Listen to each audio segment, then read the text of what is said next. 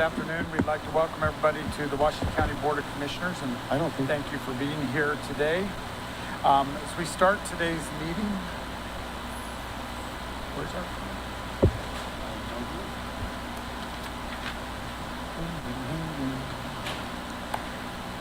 As we start today's meeting, Commissioner Adam Snow will give us an invocation. Where's our pledge? Unless we see Judy. I don't see Judy.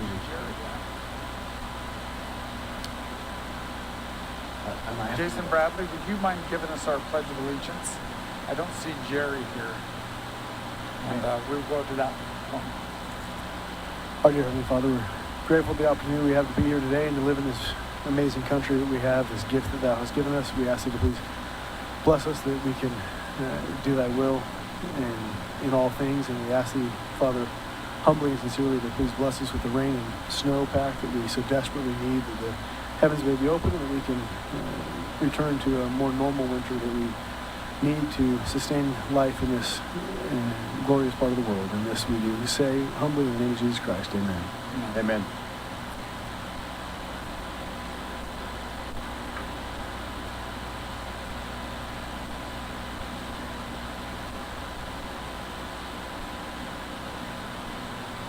Repeat after me. I pledge allegiance to the flag of the United States of America and to the republic for which it stands, one nation, under God, indivisible, with liberty and justice for all. Thank you, Jason. Appreciate that. Mr. Chair, Yes. one thing before we start, I'd like to recognize Jeff Razor sitting in the back. He's a representative of Senator Curtis, John Curtis, and he's new to our area. Facial recognition with him for us, because we'll see you in a lot of meetings. Of course, Gary, we always appreciate you being here, but Jeff is new and we wanted him introduced. Very good. Welcome. Thank you. Today, as we start our meeting, our first item on our agenda is our consent agenda. The consent agenda is a means of expediting the consideration of routine matters. If a commissioner requests that items be removed from the consent agenda, those items are placed at the beginning of the regular agenda. Other than requests to remove items, a motion to approve the items on the consent agenda is not debatable. Mr. Chairman, I move that we approve the consent agenda as follows. Item A, consideration of auditor approved claims for payment for January 22nd, 2025 through February 4th, 2025. B, consideration of commission meeting minutes of January 21st, 2025. C, consideration of administrative adjustments for real property. D, consideration of administrative adjustments for personal property. E, consideration of ratification of the 2025 Legacy Park fee schedule. F, consideration of proof of publication of ordinance number 2025-1281-0, published on Sunday, January 26, 2025. That's my motion. Second. We have a motion and a second on the consent agenda. All those in favor say aye. Aye. Aye, the motion passes. Our first item on our agenda is a presentation by our bee inspector, Blaine Ney, and I'd like to thank him. I had a great conversation just barely. A while back, we needed a bee inspector, and Blaine just kind of, I feel like he just fell out of the sky for us, so. That's a good way to put it. He's humming. He is humming.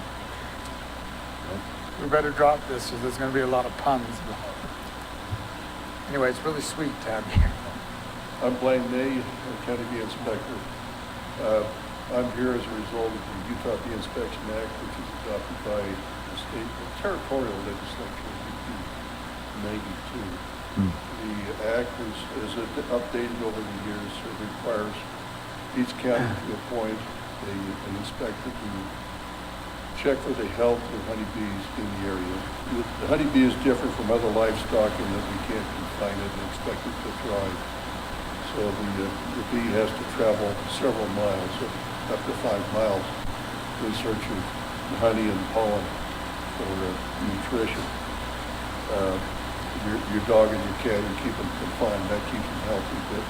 But as the bees travel, they encounter a disease colony somewhere, honeybee colony that's contagious, so they bring that disease home, and it just gets really bad.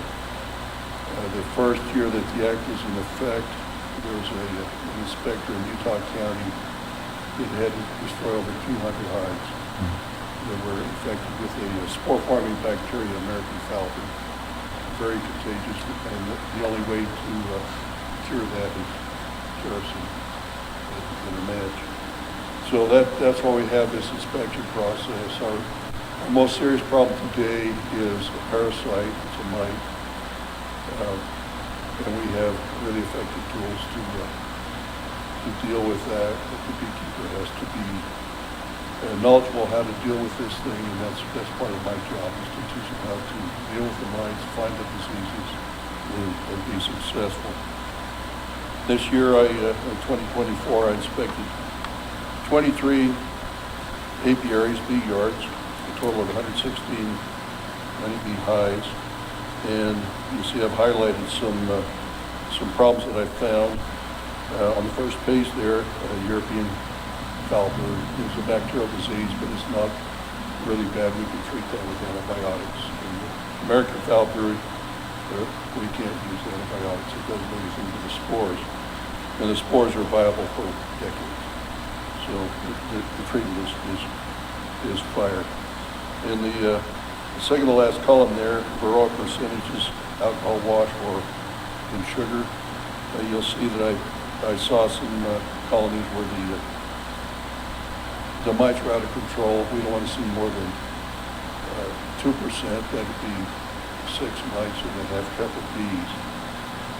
I had one beekeeper that I checked this year. See, it looks like it was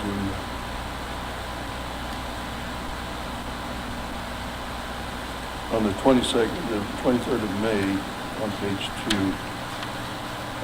He had some discolored honeybee larvae, which is a sign of European foul brood. I took Sorry, European what? Foul brood. Okay. European foul brood. Okay. I saw discolored larvae, and that's a sign of European foul brood. I took some samples, sent them into the state for testing. And this testing is free for beekeepers who are registered through the state, with the state. And the test came back positive for both European foul brood and the American foul brood, really bad stuff. So I went back on page 3. Let's see now.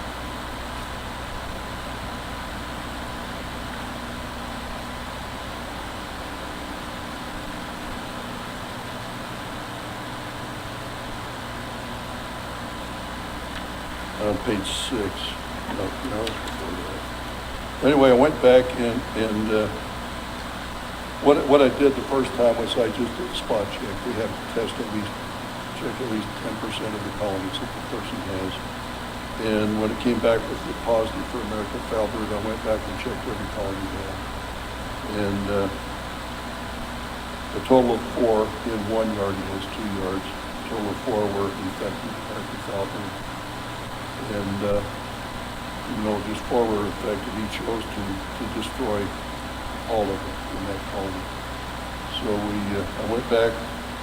This is a real pleasant experience in August, or late July. Yeah, 23rd of July, we went back and double bagged.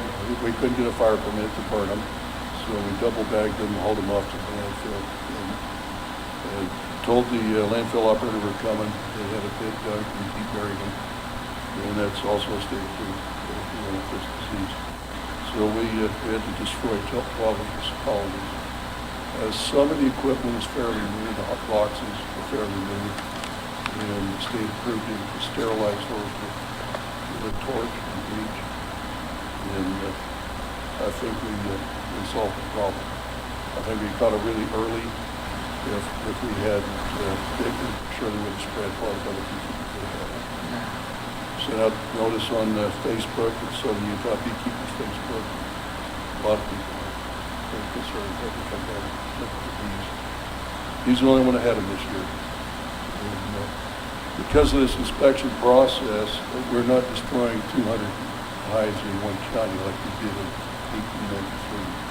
We catch it early, and we keep it control, and statewide we might get a half a dozen cases. So that's why we're here for, inspect and find these things. Get them out. Well, that's great. That's a lot of work. And are these more hives than usual or less? I think that's about what I did last year. Okay. You mean the hives that I inspected, or? Just overall Yeah, hives. that's pretty typical. Okay. And I don't know how many beekeepers there are in Washington County. We're required to be registered with the state. This is $10. It's not a big deal. Carton ice cream, good ice cream. But I would say at least half the beekeepers are not registered by King County, unless they come. Right. And even though they're not registered, I'll come back. I do this kind of for a selfish reason. I figure if everybody else has got healthy bees, I don't have to worry about mine. And how much is I want it? everybody to be successful. Do you charge for them to come out? No, we're volunteers. So this is a free service that they can get expert advice on how to better keep healthy hives. Well, it costs $10, the registration fee. But you even said if you'd they're not even help registered, those that aren't registered. Yeah. So there's really no disincentive to not giving you a call. Well, you guys pay me a little bit. But for the beekeepers, I'm saying. Yeah, that's,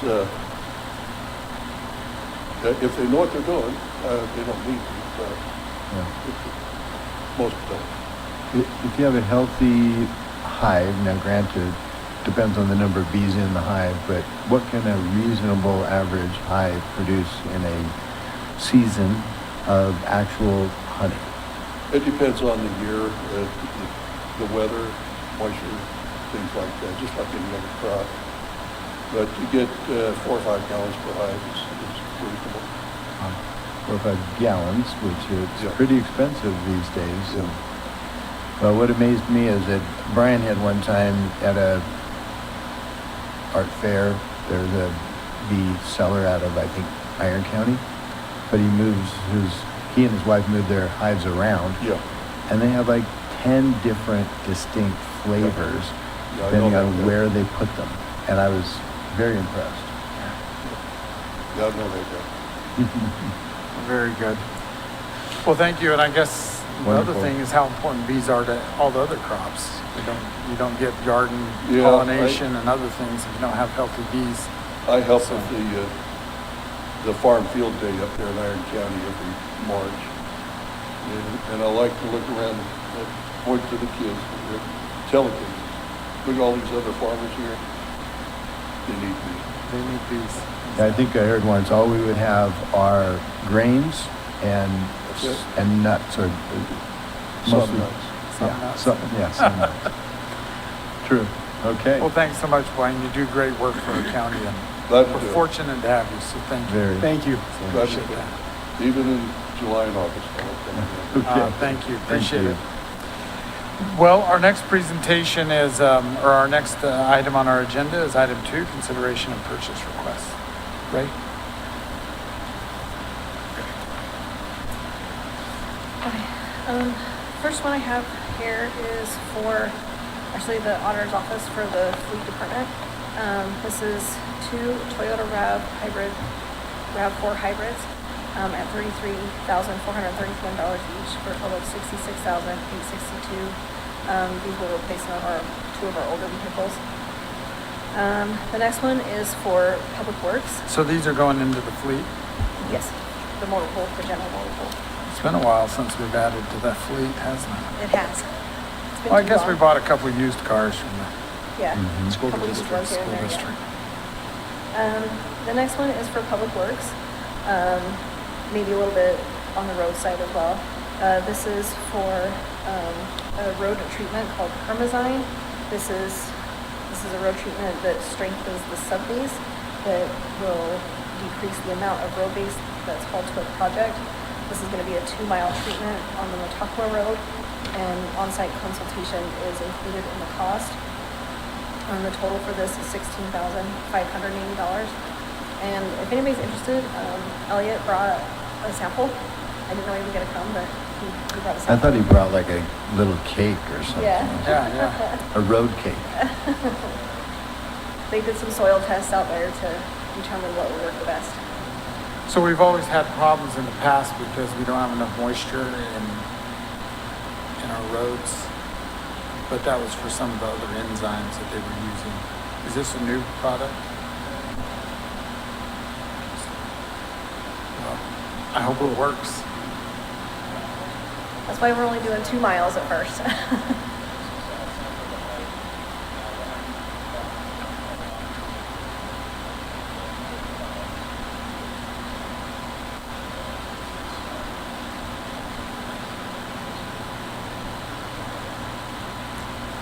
According to the math here, 30 gallons will do 2 miles.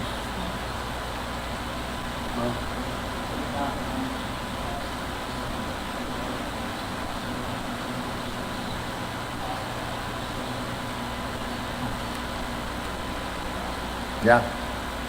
All right, well, let's hope it works. Cut down on that dust. All right, ready to move on? Thank you, Elliot. Yeah. The next one is for the attorney's office. This is for 7 HP ProBooks laptops and 4 HP workstations, which will include for those workstations some disk drives. This is a total of $10,512.32. The next one is for the roads department. This is for a repair to their 325 cat track hoe. This is to install a new shaft and repair existing hydraulic control. And all shop materials, labor, paint, and anything miscellaneous is included. A cost for $19,554.66. The next one is for the fair. This is for Fisher Family Farms to come to the fair entertainment. Cost includes 3 to 5 shows per day, games and prizes throughout the day, interactive shows, interaction with alpacas, and education. And this is for a total of $10,000. The last few are for the sheriff's office. This first one is for our SWAT team. This is a gas delivery system, and training is included in the cost. This is $26,250. The next one is for AC units for the... Is that for the new truck? Huh? Is that for the new SWAT vehicle? Yes. This next one is for AC units for the search and rescue barn. This is a total of $36,197. The next one is for firearm suppressors and all the attachments and everything that go with it for a total of $16,474. So that's for 40 of them. I don't remember saying the quantity. And the final one is some truck trade-ins for their fleet. This is for 7 2025 Ford F-150s for $57,897 each. We're trading in 2 2024 F-150s for $56,800, and trading in 4 2024 F-150s for $56,500, and 1 2023 Ford F-150 for $46,500. And also, there's a miscellaneous vehicle that won't be used anymore. It's a 2011 Dodge 2500. This will also be traded in, bringing our cost to $9,179. For new vehicles, we get. Great. Unless there's, Very good. Legacy Park plants, did we do that one? that was on over 10,000, so I Okay. Mr. Chair, I make the motion that we approve the consideration for these purchase requests that were given to us by Ray. Second. We have a motion and a second to approve item 2, purchase request. All those in favor say aye. Aye. Aye, motion passes. Thank you, Ray, appreciate you. Item 3 is consideration of resolution R-2025-3444, a resolution appointing board members to the Council on Aging Board. And let's see, Jacob, are you going to speak to this?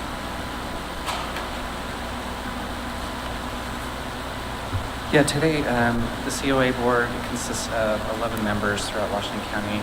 The advisory board consists of individuals over 60, and they advise the department on things and activities that they'd like to see throughout the Council on Aging and Senior Centers as far as help with some spending suggestions and any new activities that they have. So I'm asking appointment for Susan Neidert, reappointment for Tamara Atkinson, and reappointment for Susan Elmer. Very good. Any questions, commissioners? I'll entertain a motion on that item, and if you'll stay for item 4 as well. Mr. Chairman, I move that we approve Resolution R 2025-3444, appointing board members of the Council on Aging Advisory Board as presented by Jacob. Second. We have a motion and a second. All those in favor say aye. Aye. Aye, the motion passes. And our next item is somewhat related, which is consideration of Resolution R-2025-3445, a resolution appointing board members to the 5-County Aging and Nutrition Services Advisory Board. Jacob. So this board is a 5-county association board. It consists of 4 members in Washington County and 4 members throughout the rest of the 5-county areas. They advise funds that are pass-through funds from the Older American Act that pass through the state of Utah and then to the 5-county. And I'm seeking appointment for Susan Neidert and reappointment for Deanne. Yep, and those terms would be ending at the end of 2027, so. Mr. Chairman, I move that we approve Resolution R 2025-3445, appointing these board members to the 5-County Aging and Nutrition Services Advisory Board. Second. We have a motion and a second. All those in favor say aye. Aye. Aye, the motion passes. Thank you, Jacob, for everything you do. Appreciate you. Yep. Item 5 is consideration of Resolution R-2025-3446, a resolution approving the Council of Government recommendations. And Devin, I have you down to speak to this. Yes, Commissioners. The Council of Governments is tasked with putting together a priority list on highway and corridor preservation priorities in the county. And that's what you have before you is the 2025 Master Priority Corridor Preservation Project list.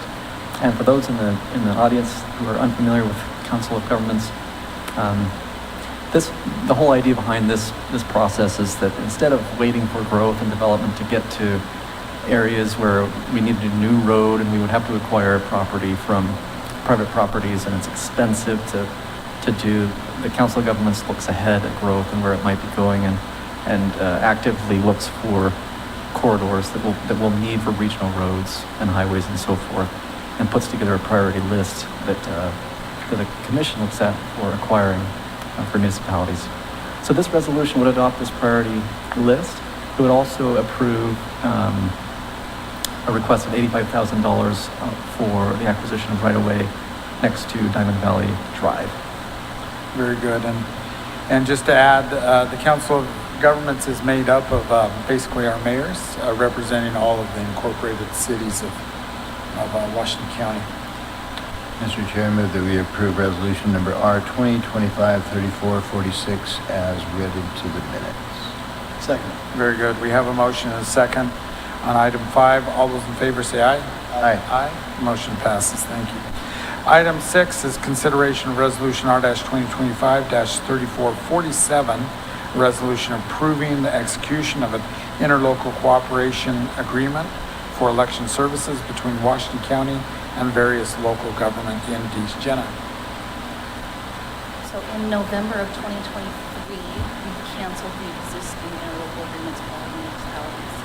We made it through 24, the presidential year, and now that we're in the municipal year, we need to start new interlocal agreements. There are 8 before you tonight. We have quite a few other entities that we're still working on.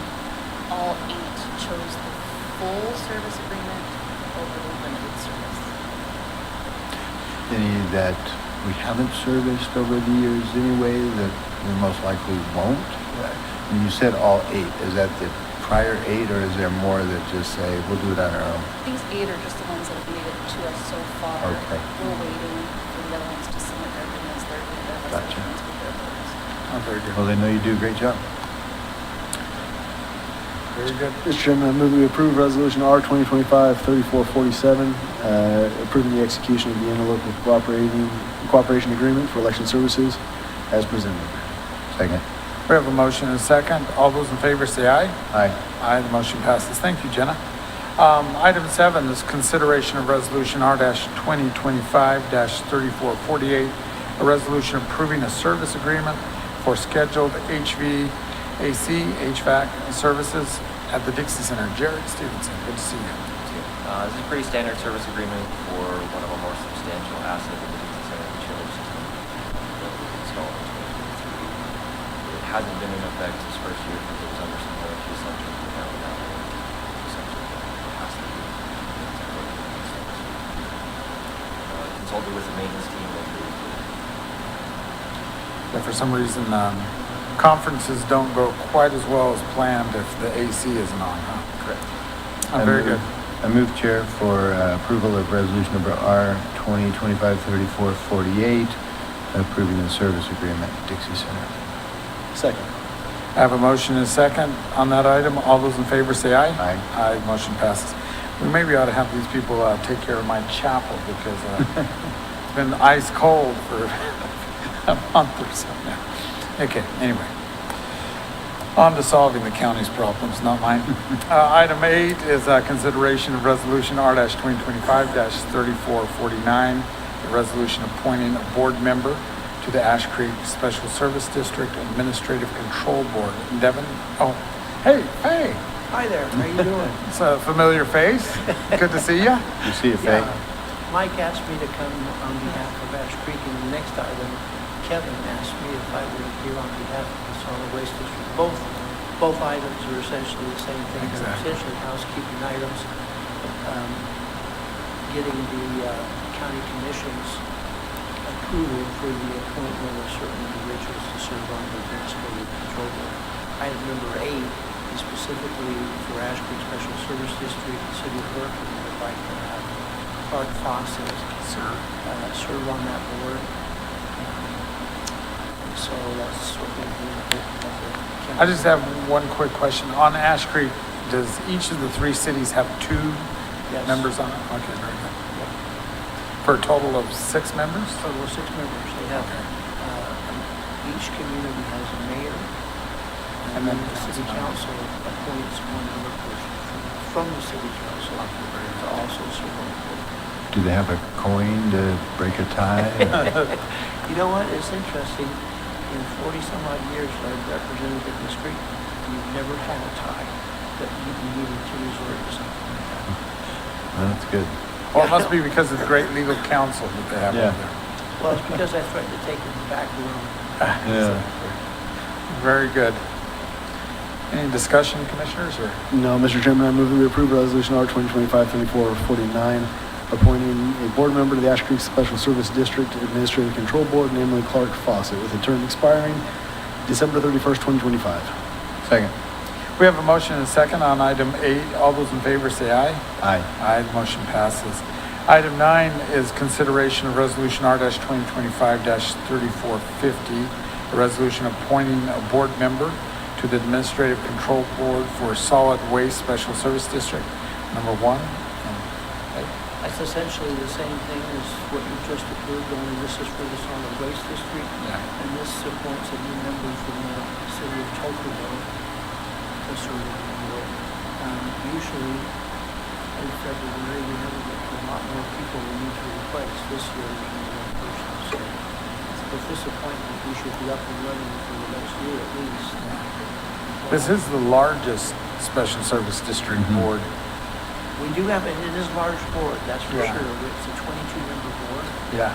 which sometimes makes it a little unwieldy, but with Zoom meetings and so forth, that's kind of helped a little bit to make sure we have the requisite number of people at our meetings. Oh, that's good.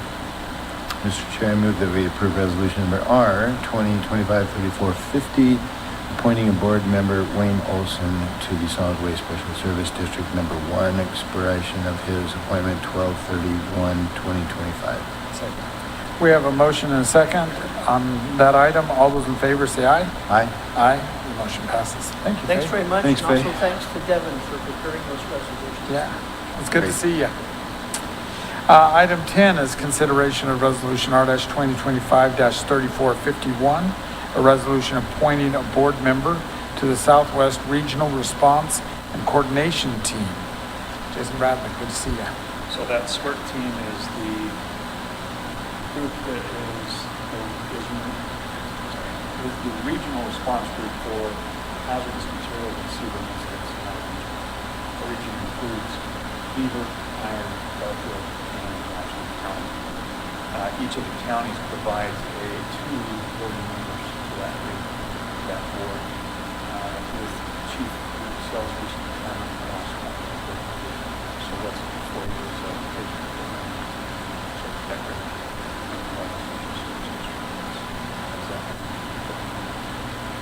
Very good. Any questions? Nope. Mr. Chairman, I move that we approve Resolution R 2025-3451 as presented. Second. We have a motion and a second. All those in favor say aye. Aye. Aye. The motion passes. Thank you, Jason. Thanks, Chief. Our next item is consideration of Resolution R-2025-3452, a resolution appointing members to the Northwestern Special Service District. Devin. So we had two resignations on this board, Chuck Tandy and Kay Smewen, and their terms were to expire on December 31st of this year. This resolution and the names that you have before you to fill those vacancies are Slade Hughes and Scott Holt. Okay, well, two good members of the community up there. So I move that we approve resolution number R 2025-3452, appointing members to the Northwestern Special Service District, Slade Hughes, Scott Holt, expiring 12/31/2025. And I will second that. And just so everybody knows, the three of us do, but none of these positions are paid. No. There is sometimes enormous amounts of work that has to go in, especially for these last two. Slade Hughes and Scott Holt stepping into a district that's trying to rebuild and get things back. They'll be loved and hated by their community at different times based on different decisions they make. But just thanks to all those in the community who are willing to step up and serve on boards that are really necessary for functioning all of our way of life, but they get no recognition or gratitude from most of us most of the time. So thanks to them, and with that, I'll second the motion. We have a motion and a second. All those in favor say aye. Aye. Aye. Motion passes. Thank you. Item 12 is consideration of Resolution R-2025-3453, a resolution appropriating expenditures of funds collected as Washington County's share of recreation, arts, and parks sales tax. Nicole Felshaw? Thank you, Chairman. The Recreation, Arts, and Parks tax, which is a 0.1% sales tax, was on the November ballot for renewal and passed by 60%. So that was great news for Washington County to continue this. 85% goes to municipalities based on point of sale and population, and the 15% is appropriated for cultural organizations. So we're talking about the 15% today. The RAP board was organized specifically for the 15%, and arts groups every year turn in applications for potential funding, and then the RAP board goes ahead and reviews those and makes recommendations to the commissioners. And before you today is the RAP Tax Advisory Board's recommendations for each of you to consider. Very good. And we actually have a couple of the volunteers, as you were talking about. We have Diamond McPherson and Tony Allen, who have both worked very hard at this list, and along with their other board members processing these applications. They've done a great job over time setting up important criteria for all of the groups in order to qualify, and then I think they also do a good job at kind of following up on what happened with funds in the preceding years. And so the list we have for us is the list that they've presented, and I think besides minor tweaks, there's Fulfilled most everyone's yeah, wishes. exactly. So, Yeah, thanks for your efforts. Tony, would you like to come and say something? Yes, please. First of all, I'd like to thank you for your consideration to the arts.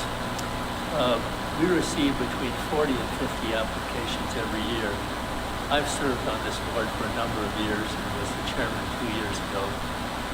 Part of the complexity of this, as you probably know, is that the applications are due by the end of September. we work in October to see if the organizations qualify, and into November to make our recommendations.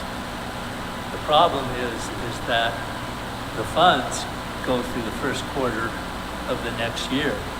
The reason we do it on a yearly basis is so that funds can be allocated. Most organizations work on a calendar year basis. So every year we're given a number, which is an estimate that you come up with as to what you think funds are going to be, not having the fourth quarter. And as a result of that, you will get applications from 40 or 50 organizations that probably average total about $800,000 to $900,000. And usually you set a number in the past, it's always been 640,000 going back, I think 3 or 4 years at least. And so it creates a real stress on our part, considering that out of that 640,000, 125,000 goes to Tuacahn without any budget or any reconciliation as to what's going on. So what's happening is, what I see is the arts organizations are really underfunded. And let me give you what the result of that is. Every one of you, and me included, are going to say, one of the unique things about Washington County is the Dixie spirit. We all endorse that, and that's based on cooperation. That's how it all started. You either cooperated or you left, but it was for self-survival and to become self-sufficient when the pioneers arrived here. If we want to keep a community with that kind of a mantra, we have to invest what I call social and cultural capital, because you are seeing a tremendous growth in population. These people come from all over the world. They bring their values to our community. Eventually, if we don't spend money on what I'm going to call cultural capital, in my opinion, the Dixie spirit goes away. And we become, where I come from, Los Angeles. And I don't think any of us want to go back to that. So we're trying to maintain this community with the same sort of values that we believe are significant. Yeah. That's why I think, you should give it as much consideration as you can to being generous to the Arts Board, because what we're doing is we're spreading this capital to a number of organizations who invite members, regardless of their religious or political background, to take part in the arts. Now, some people on this committee like to hunt and fish. Others like to sing, dance, and act. And that's just the reality of life in the world. So I would hope that as we move forward, we are more generous in allocating. Well, I know a couple of years ago you had $1.8 million in your fund, and we were concerned that the tax wouldn't be renewed. Now it's been renewed for another 10 years. And so we don't have that issue facing us. And I think that as a result of that, I met with Commissioner Almquist, and last, I think it was November, Gil, and we said, well, why don't we propose 2 or 3 different allocation amounts? And so, in that discussion, we considered $650,000, $700,000, and $750,000, which isn't, a huge increase over the 640. When I got back to the meeting, for some reason, they didn't accept my proposal of 3 budgets, but I think they basically made 2 different budgets based on the assumption that we wouldn't know until probably sometime this month what the ultimate amount of money is going to be for the last 12 months. So I don't know if you have any questions, but yeah, I think we've been discussing a little bit. You portrayed it correctly when we have held back in reserves, not knowing whether it would be passed. But now as it has been passed, I think what you'll see next year is more money appropriated, and we will set up a policy on that reserve. Before, we didn't necessarily have a policy for it, but I think we'll have a policy that'll both keep the county in good position. You know, everybody, you should have savings and stuff, and at the same time, as the economy is growing, you know, we've been able to have more. I remember when it first started 11 years ago, I mean, we're talking about 300,000. So that just tells you how much more robust the economy in the county is. Well, and over the last 10 years, Victor, we've had a significant increase because of inflation. Yep, absolutely. And over the last 4 years, that's been pretty rampant. Yep. So, you know, when I go down and buy a hamburger at lunch today at Wendy's, it was $10 and some change, Yeah. you know, for a hamburger and a drink. And that used to be $6 to $5. And so I think, you know, we see that effect as well. Yeah, it seems like the dollar menu is now the $5 menu. You know? It's true. So yeah. Well, it's excellent thoughts. I agree with you that from the very beginning, we've been a community of the arts. I had somebody, you know, come into our community. It was actually the CEO of the National Association of Counties. He was coming through with his family, and he brought his family into St. George. And I do happen to think it was like the weekend of the art show, but he made the comment, this is a very, you know, art community, you know, and he could see just by, you know, being in our community for a few minutes, you know, that it was. So you're right, it is something very important. And I have a conflict. I'm the vice chair of the St. George Musical Theater, and we put on 6 shows a year, and auditions are available to anyone who wants to come and audition. We'll have between 150 and 200 people audition for a show that'll have 15 to 25 actors and actresses. So we're seeing continued growth. When we did Annie, we had almost 150 children audition. We double cast that. We had 16 orphans, basically. We double cast that so we could give that opportunity to 32 children. But when you have 140 children show up, you always wonder, you know, we need opportunities for people to develop their talents. That's a great. Just for Thank you. For the record, Tony, you say 6 shows, but each show has how many days in it? Each show will run for about 30 Yeah. performances. So half of the year, Yeah. you're And when we get in into performance. this new theater, we'll be operating 240 shows a year. We'll be operating 6 days a week, 2 shows on Saturday. So we'll have a significantly an increased number of people who will be able to audition and perform. Plus, we'll need more volunteers. The whole organization will be substantially larger than it is today. And that'll open hopefully in March of 2026. It's underway. It's coming out of the ground. Yeah, it's wonderful. Thanks for all your hard work on that. Thank Getting that you. done. It's going to be a beautiful building. It's going to be a landmark. It really is. And Yeah. hopefully, you know, we're replacing a building that was built in 1875, gentlemen. Yep. So I kind of, 150 this will be years here later. for 100 years.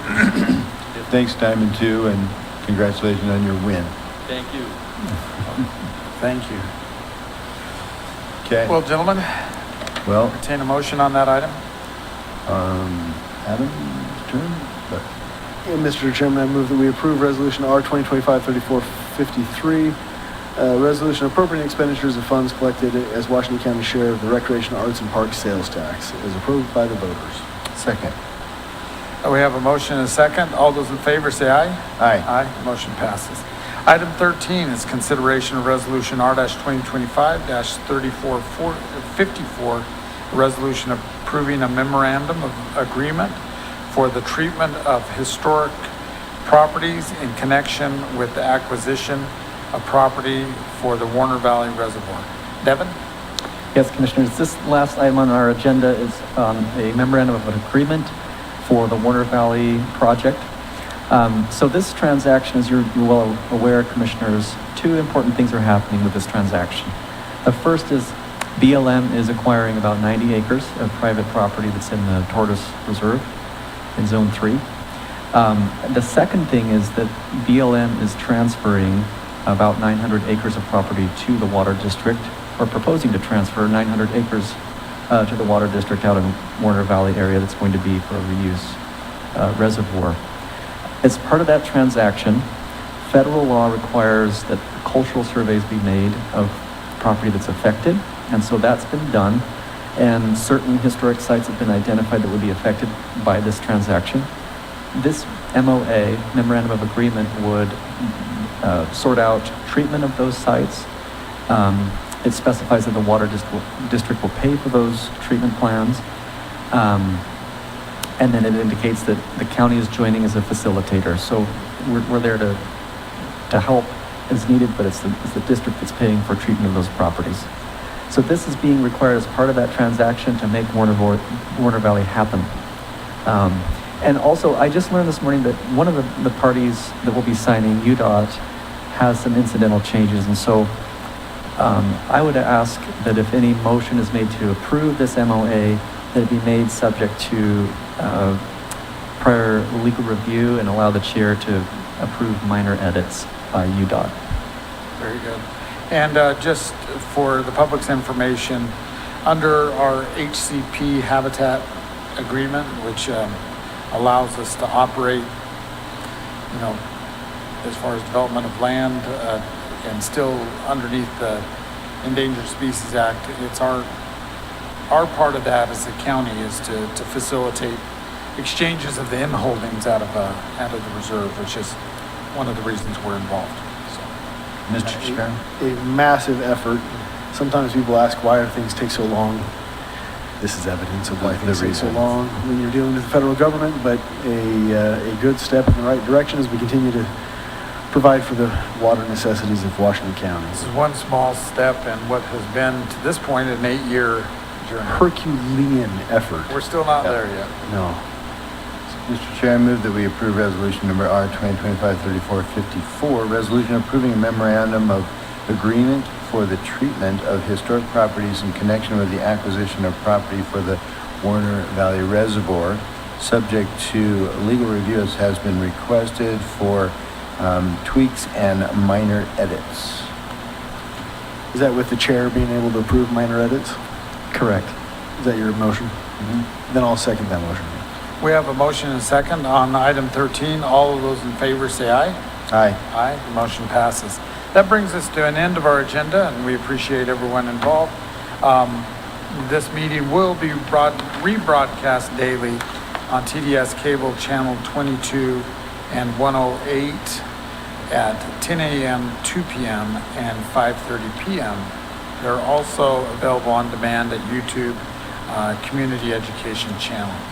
And we'll stand adjourned.